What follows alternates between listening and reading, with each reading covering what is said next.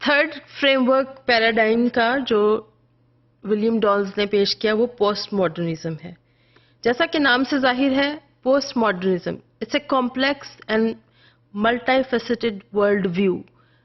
اس کے مطابق دنیا مختلف چہرے رکھتی ہے اور اس کے مختلف چہروں کو ہم دیکھ سکتے ہیں یا ہم اسیس کر سکتے ہیں. So it is a complex world view. ہم کسی ایک بھی طریقے پر ورلڈ کو ڈیفائن نہیں کر سکتے. اور جب ہم ورلڈ کہتے ہیں تو اس کا کیا مطلب ہے کہ ہم اس میں انسانوں کی جتنی ترقی ہو رہی ہے اس کی بات کرتے ہیں, آنے والی تبدیلیوں کی بات کرتے ہیں, ورلڈ ویوز کی بات کرتے ہیں, پولیٹیکل آسپیکٹس کیا ہیں, سوشل آسپیکٹس کیا ہیں اور اکنامک آسپیکٹس کیا ہیں جب ہم کریکولم کو ڈیفائن کرتے ہیں یا کریکولم ترتیب دیتے ہیں. According to this idea or this framework of postmodernism, world is not in an order کہ یہ ترتیب دی ہوئی دنیا نہیں ہے بلکہ یہ مستقل تبدیلی کے عمل میں رہتی ہے اور یہ اسی طرح سے رہے گی.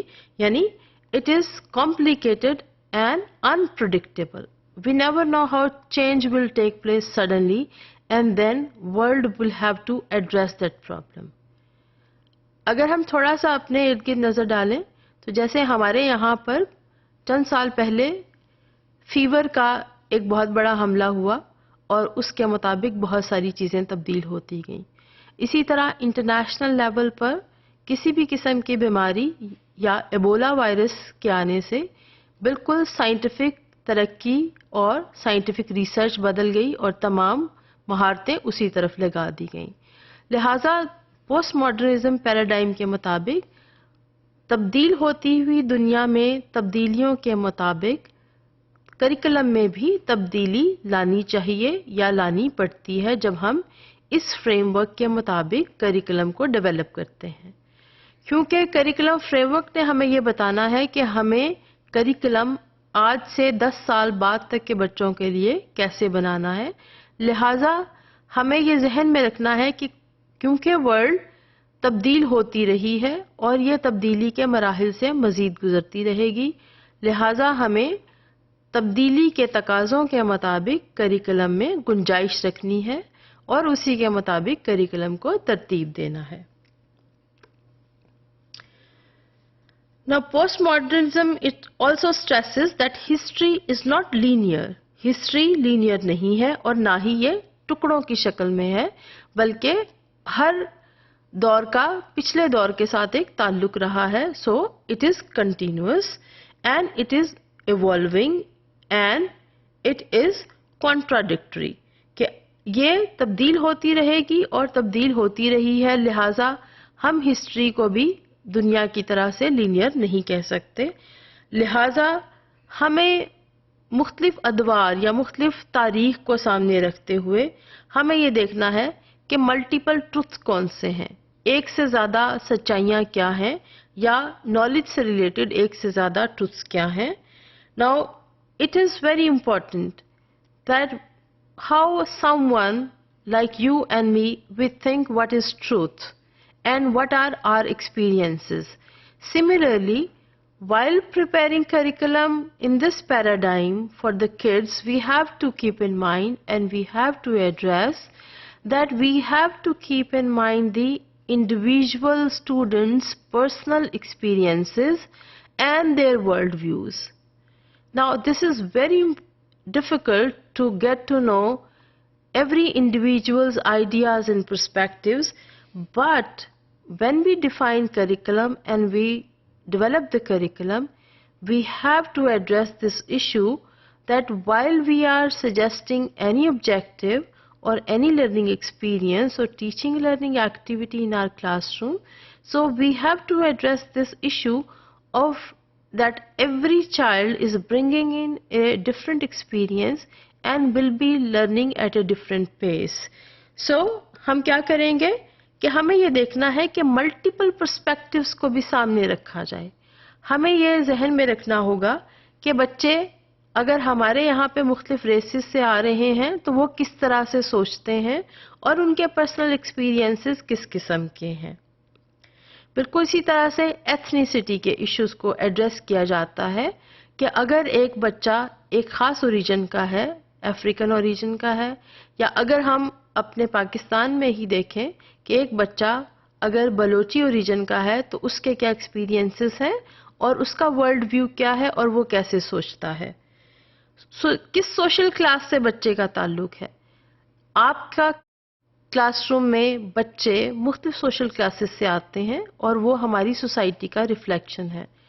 So, in actual, while we are in a classroom, we are interacting with the whole different generation of people coming from different social classes. So, we have to keep in mind what social class brings in what kind of experience and what kind of world view. So, جب ہم curriculum develop کرتے ہیں تو ہمیں یہ دیکھنا ہے کہ بچے کا کس سوشل کلاس سے تعلق ہے اور اس خاص اسکول میں یا اس خاص طبقے کے کون کون سے بچے یہاں پر آتے ہیں تاکہ ہم ان کو اسی کے مطابق ایڈریس کر سکیں. بالکل اسی طرح سے کس طرح سے ہم سیکشل اورینٹیشن بچے اور بچیوں کی کیا ضروریات ہیں، کیا نالج وائز ضروریات ہیں، کیا ان کی فزیکل ضروریات ہیں اور ہمیں اس کو کیسے ایڈریس کرنا ہے. اسی طرح جینڈر کا ایشو، کیا آپ بچے اور بچیوں کے لیے ایکول اپرچونٹی کریٹ کرنا چاہتے ہیں. کریکولم میں ہمیں یہ تمام چیزیں ایڈریس کرنا ہوں گی کیونکہ آپ کے اسکول میں، آپ کے کلاس روم میں بچے مختلف سوشل کلاس سے آتے ہیں، مختلف ایتھنیسٹی سے آ رہے ہیں، مختلف ماحول سے آتے ہیں اور مختلف قسم کے ورلڈ ویوز کے ساتھ آتے ہیں. سو ہمیں کریکولم ڈیولپمنٹ کرتے ہوئے یہ ذہن میں رکھنا پڑے گا کہ ہم ایک فکس کریکولم نہیں بنا سکتے بلکہ پوسٹ ماڈرنزم کے مطابق، کیونکہ وقت کی تبدیلی کے ساتھ ساتھ وقت کے تقاضے بھی بدلتے جاتے ہیں اور اس میں تعلیمی تقاضے بھی بدلتے جاتے ہیں. اس کے ساتھ ساتھ سوشل اور اکنامک تقاضے بھی بدلتے جا رہے ہیں.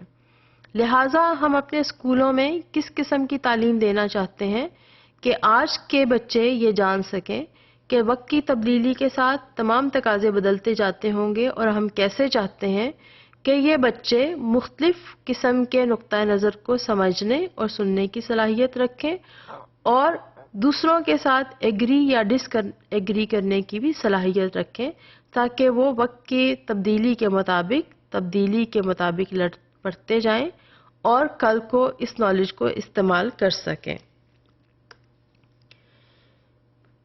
This curriculum, it emphasizes that it should be a knowledge for social construction. Curriculum integrated ہو تاکہ بچے اس قابل ہوں کہ وہ سائنس اور میتھمیٹکس اور لینگویج کو ایکولی سیکھ سکیں. اسیسمنٹ اوتھینٹک ہونی چاہیے، یعنی آپ مختلف طریقوں سے اسیس کر سکیں. It should be education for understanding, بچے ڈائلاگ کر سکیں. They should be creative and they should be able to accept and they can take different perspectives, and at the same time learning can be fun for them in the classroom. So ان تمام چیزوں کو curriculum development کرتے ہوئے equally address کرنا نہایت ہی ضروری ہے post modernism کے کریکولم کے مطابق.